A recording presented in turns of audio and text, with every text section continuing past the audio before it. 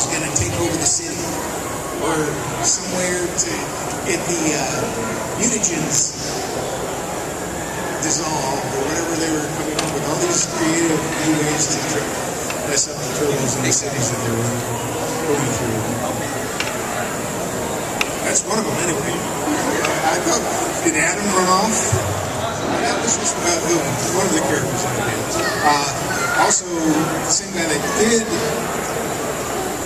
the character Donatello originally for the animated show was Barry Gordon, a great guy, great actor, and they brought me in to do his voice because he couldn't attend for a few of the sessions, and so I just happened to match the character that they were talking about, and he also was the voice of Bebop, so I had to cover that voice as well. And Bebop was always going to try to get turtles wherever they were. So those are two of the ones from the Turtles I can remember from. I've done about 30 years of animation in my career, so basically, if you grew up in the 80s, there were shows like The Simpsons, a show called Jim Henson's Muppet Babies. These are more of the prominent shows that I was part of. Then I did some movies along the way, animated movies, Chicken Little for Disney, had various characters in there, and another big one was called Toy Story, where if you were trying to figure out which voice I was in that, people have told me I was the voice of one of the toy soldiers that came out of the boxes and ran around the room trying to get the toys together and do whatever it was they were trying to do to get from where they were. That one I don't remember that I was one of the soldiers, but I'll take a word for it because fans were sending me pictures of the soldiers to autograph. And I was also the voice of the doors that open at Planet Pizza. And these are the robotic doors where, as Woody was going to the arcade area of the Planet Pizza, the doors would automatically open and you'd hear me saying, "Welcome to Planet Pizza." And so, if you watch Toy Story, you'd hear me in other movies, so many to mention. I had little incidental characters, something called The Wild that Disney put out. And maybe 2 or 3 years ago, the Muppet movie, I was voicing that of the stage manager when they were in a hurry to put on their telethon at the theater to save the theater. I was the voice of the stage manager in my own voice this time, saying, "Cue Scooter." And I was actually Scooter and Fozzie as babies in the Muppet Babies show for Jim Henson for 9 years. So it came around and I wound up getting to be one of the voices in the actual movie a few years ago.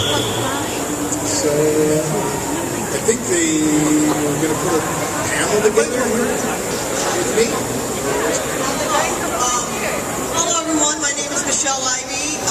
I'm going to help host this panel. We're looking for Clemens, Eastman, and Ernie Reyes Jr., who are also supposed to be guests here. And this is the history of Teenage Mutant Ninja Turtles, so we can go through all the awesome things that have come out throughout the year. Now, you guys all excited about being here and getting to meet these awesome Ninja Turtle guys? Frank's fantastic. How many of you guys here watched the original cartoon series and know exactly his work?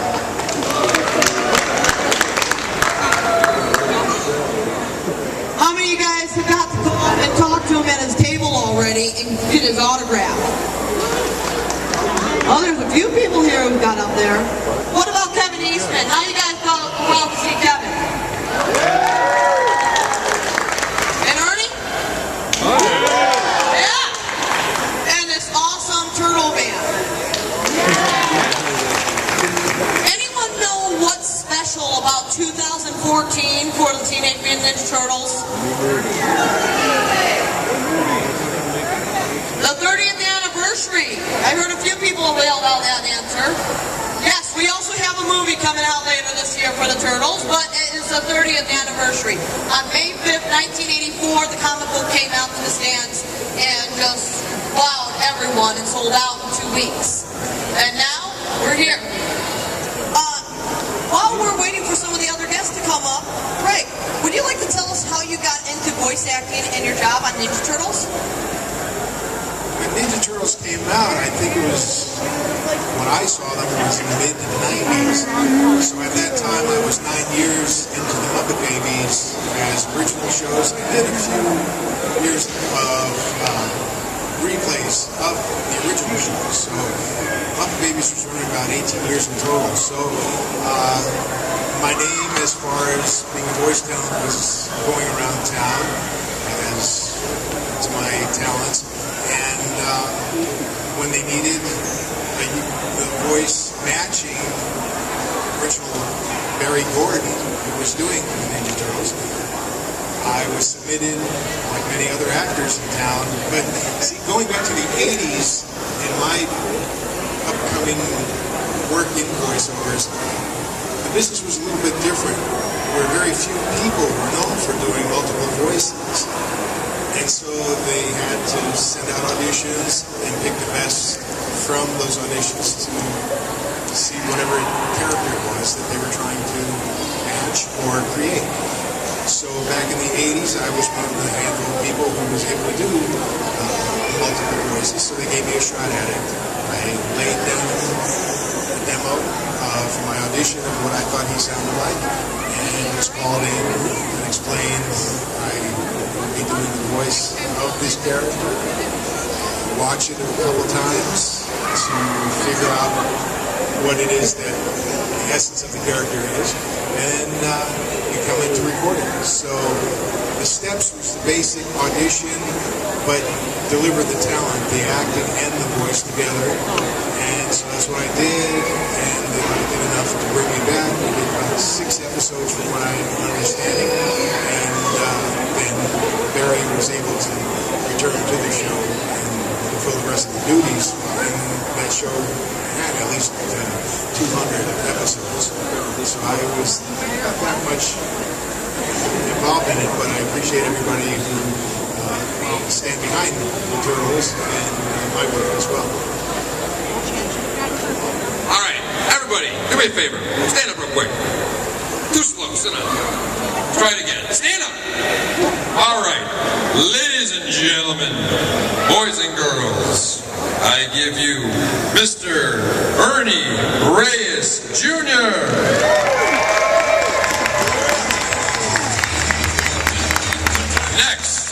The co-creator, Mr. Kevin Eastman, and his wife, Courtney. Once again, guys, we got 1 hour. Call your friends, text them. I'm going to shut up, they're going to talk, but tell your friends, get up here. We got 20 states here.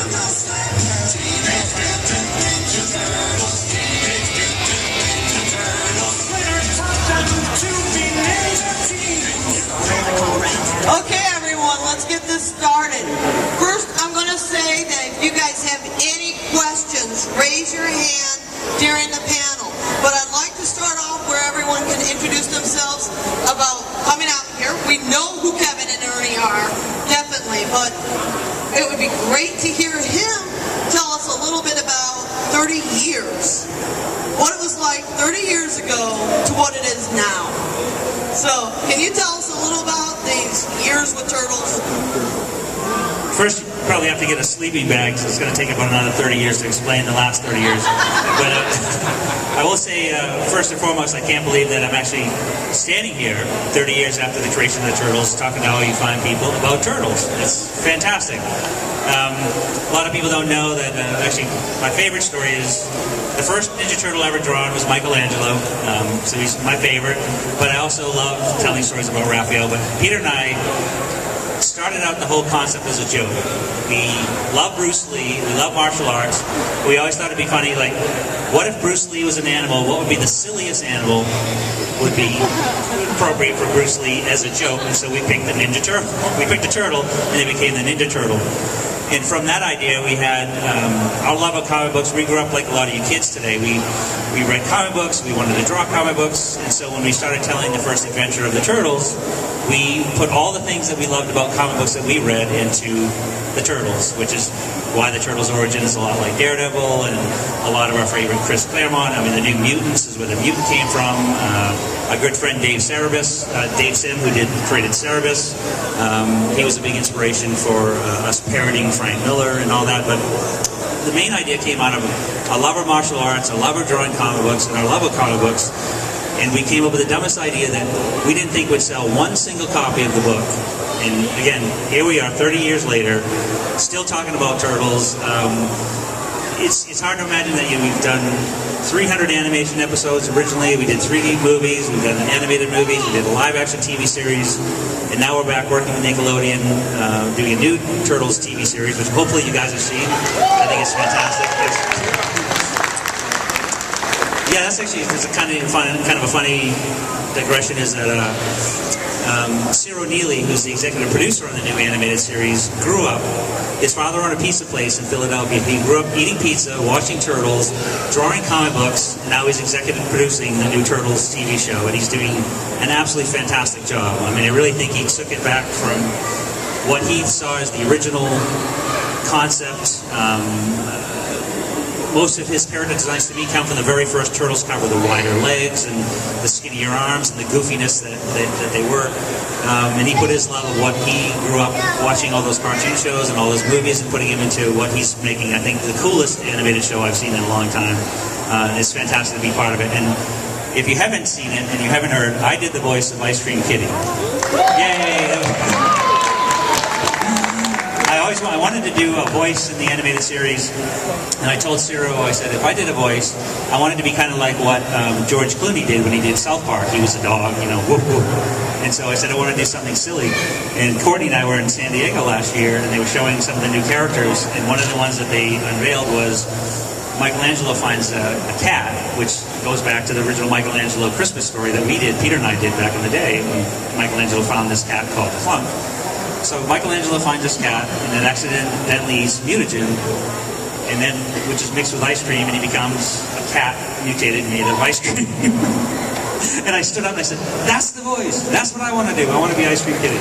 And so I did the voice of Ice Cream Kitty that came out a couple weeks ago, and it was a blast. I can't wait to wear a T-shirt that says, "I am Ice Cream Kitty." And Courtney's going to wear a shirt that says, "I'm with Ice Cream Kitty." So look for that at your local Target store. The other exciting thing that happened this week, I don't know if you guys saw the new Turtles movie trailer. It's fantastic. I know that there's a lot of questions, a lot of concern, a lot of doubt. I mean, everybody's these Michael Bay hater and all this stuff, but I'll tell you that I've read the script, I've seen it, I did a cameo in the movie. The action is incredible. Jonathan Eastman did a great job. I think it's a version of the Turtles that is a little bit different than the ones you know, but at the same time, every version of the Turtles that we've seen so far has been a slightly different version of what Peter and I originally created. When you look at the original Mirage Studios comic book, they were edgier, it was a little darker. I mean, in issue 2 we had them drinking beer. When we adapted those into the kids' animated show, we knew that we were writing specifically for a younger audience, and so we changed a lot of things. We changed the origin, and that was a version of the Turtles that most of you guys got to know initially. And then, you sort of take a step from the animated series and the black and white comic to the first Turtle movie, which Steve Barron did. He actually took his favorite parts of the original black and white series and the animated series and mixed it into his version of the Turtles. We've since done, Turtles live action show, which Venus came out of, which